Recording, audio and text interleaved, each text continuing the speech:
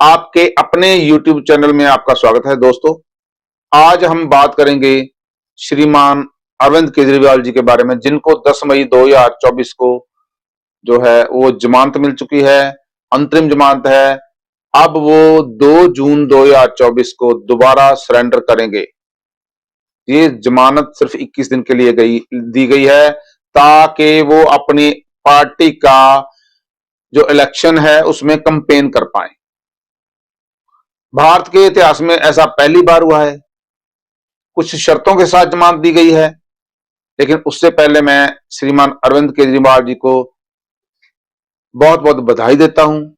शर्तें उनको ज्यादा पता है, वैसे मोटा मोटी मैं आपको बता देता हूं कि वो कोई नई पॉलिसी नहीं बना सकते। कोई पब्लिक इंटरेस्ट का काम, जो फाइल्स जिसपे एलजी की जो है वो परमिशन के लिए जानी है, उसके ऊपर साइन कर सकते हैं। जो शराब घोटाले या जितनी भी केसेस चल रहे हैं उसके संबंधित किसी फाइल को छेड़छाड़ नहीं कर सकते, और जो है वो कैंपेन प्रॉपर कर सकते हैं, और अपने केस के बारे में कुछ नहीं बता सकते, और जो भी गवाह या जो इसमें दूसरे मुजरिम हैं उनके साथ कोई कांटेक्ट नहीं रख सकते। पर ऐसा वो नहीं करेंगे। इसके बारे में आप खुद ही बताइए क्या हो सकता है। वैसे ये काम भारत के इतिहास में पहली बार हुआ है, जब से सुप्रीम कोर्ट बना है या जब से उससे पहले ये कोर्ट जो है वो इंग्लैंड सरकार के अधीन चला करता था, तब भी ऐसा कोई काम नहीं हुआ है। पहली बार हुआ है कि किसी भी नेता को जमानत इस काम के लिए दी गई है ताकि वो अपनी पार्टी का कैंपेन कर पाए। तो फिर किसानों को भी, जो किसान है जो वो कोई अपराधी है तो उसको भी जो अंतरिम जमानत मिलनी चाहिए ताकि वो अपनी कटाई कर सके।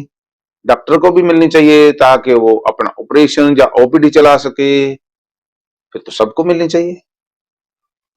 अगर इन लोगों को नहीं देनी है तो कम से कम उस केस के साथ और पॉलिटिशियंस को तो जरूर मिलनी चाहिए। के कविता का क्या कसूर है, उसको जमानत क्यों नहीं मिल रही है? उसके तो फादर भी जो है वो वृद्ध हैं और अभी उनका एक्सीडेंट भी हो रखा है, वो अपनी पार्टी का कैंपेन नहीं कर पा रहे हैं, उनको भी दी जानी चाहिए। और सबसे बड़ी बात यह है कि अमृतपाल सिंह को भी दी जानी चाहिए। मैं इसकी सपोर्ट करता हूं। अगर आप अरविंद केजरीवाल को जमानत दे सकते हैं तो अमृतपाल सिंह को क्यों नहीं दे सकते? वो भी तो खडूर साहब से एमपी का इलेक्शन लड़ रहा है, उसको क्यों नहीं दे सकते? अगर अरविंद केजरीवाल को कैंपेन करने के उसका राइट है और अमृतपाल का राइट क्यों नहीं है, उसको क्यों नहीं जमानत मिलनी चाहिए? ये जज साहब नहीं बता सकते। वैसे मैं अपना आकलन जो किया है वो आपको बता सकता हूं कि ये जमानत क्यों मिली है, मुझे लगता है। वैसे तो इसके बारे में मैं कहूं कि ऐसा लेवल फील्ड करके जो है वो दिया गया है कि लेवल फील्ड अकेला अरविंद केजरीवाल की पार्टी नहीं करना है, जो कि पूरे भारत में सिर्फ 23 सीटों पर इलेक्शन लड़ रही है और उसमें से भी 5 सीटों का इलेक्शन निकल चुका है। अब तो इलेक्शन 18 सीट का बचा है। क्या उसी के लिए, क्या एक सीट के लिए नहीं मिलेगा? या जो लोग अंदर हैं, जैसे 17 सीट्स हैं तेलंगाना की, उसके लिए क्या कविता को जमानत नहीं मिलेगी? तो उनको भी मिलनी चाहिए। हिम्मत सोरेन जो है वो अंदर है, उनको क्यों नहीं मिली? वो भी तो मुख्यमंत्री है, उनकी भी तो पार्टी है, उनको भी मिलना चाहिए। उनको क्यों नहीं दिया गया? वैसे हमारे एक भारतीयों की भाषा में कहते हैं कि ऐसी जमानत तो तभी मिल सकती है या कोई किसी का जीजा हो, या कोई किसी का साला हो, या कोई किसी का ससुर हो, या फिर जमाई हो। क्योंकि ये कुछ 4-5 रिश्ते ऐसे हैं जिसको आप मना नहीं कर सकते। तो इनमें से कौन सा रिश्ता किस मीलॉर्ड के साथ केजरीवाल साहब का है, ये तो वही जानते होंगे। या फिर क्या टेम्पू भर के चला गया जैसे मोदी साहब कह रहे थे? तो टेम्पू आप जान सकते हैं किस चीज का भर के जाएगा? तो क्या इसके लिए दिया गया है? जबकि पीएमएलए कोर्ट में ऐसी जमानत की, पीएमएलए केस में ऐसी जमानत की कोई प्रोविजन ही नहीं है। मैं वैसे कानून का जानकार नहीं हूं, जितने कानून के जानकार लोगों के साथ मैंने बात करी है, उन सब ने इस बात को मना किया है कि ऐसा कुछ भी नहीं है। कौन कहता है कि भारत में न्याय जो है, पालिका या जजेस नहीं बिकते हैं? मैं इल्जाम नहीं लगा रहा हूं, इसके बहुत सारे प्रूफ हैं।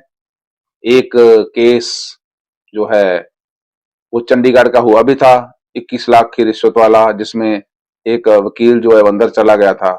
और ऐसे गाहे बखाए केस आते रहते हैं, पर ऐसा काम, इतना बड़ा काम ये जजेस ने किया है, ये पहली बार हुआ है। इसका इलेक्शन पर क्या असर होगा, इसके बारे में बात करते हैं। कुछ लोग कहते हैं इसका इलेक्शन पर कोई असर नहीं होगा, कुछ लोग कहते हैं कि इसका इलेक्शन जस्ट चेंज हो जाएगा। लेकिन मेरा व्यूज क्या कहता है इसके बारे में, क्योंकि 5 सीटों पर इलेक्शन हो चुका है, जहां अरविंद केजरीवाल की पार्टी जो है उन्होंने इलेक्शन लड़ना था, जिसमें जो है 2 गुजरात की थी और 1 गोवा की थी, और 2 और जगह भी हैं। टोटल 5 सीट्स जो हैं वो उसके ऊपर जो उनका इलेक्शन जो है वो निकल चुकी है। 23 सीटों पे, अभी 18 पे बचा है। इस जिसमें दिल्ली की है 4 सीट्स और 13 सीट पंजाब की।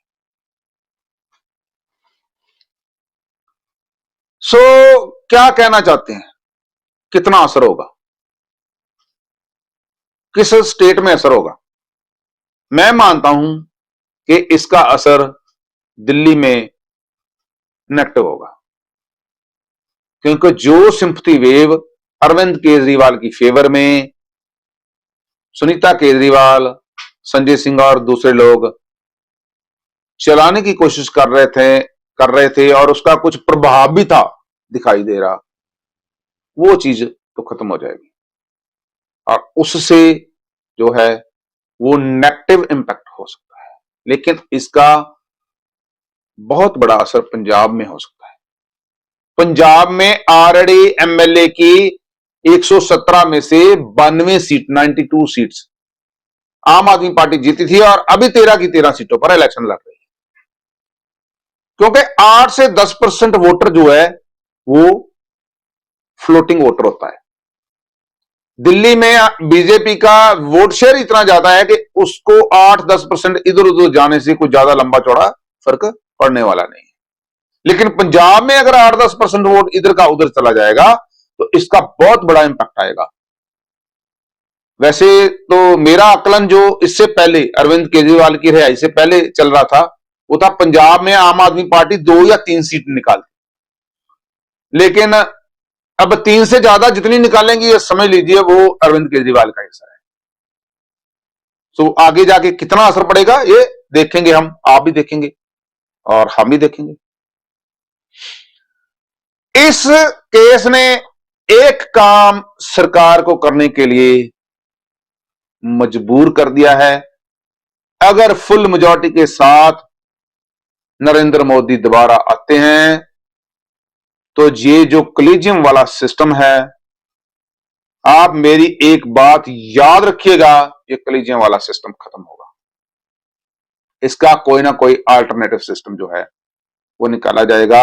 जजेस की मोनोपोली जो है, जजेस का मनमर्जी, वो खत्म होगी, समाप्त होगी। दोस्तों, आप इसके बारे में क्या सोचते हैं, कमेंट में जरूर बताइए। मेरे वीडियो अच्छे लगते हैं तो चैनल को सब्सक्राइब जरूर कर लीजिए और बेल आइकॉन भी जरूर दबा लीजिए, वीडियो को लाइक और शेयर कर दीजिए। दोस्तों, फिर मैं रिक्वेस्ट करूंगा कि अमृतपाल सिंह को रिहा जरूर किया जाए, क्योंकि वो खुद इलेक्शन लड़ रहा है और उसको कैंपेन करने का उतना ही राइट है जितना मिस्टर अरविंद केजरीवाल को है। धन्यवाद।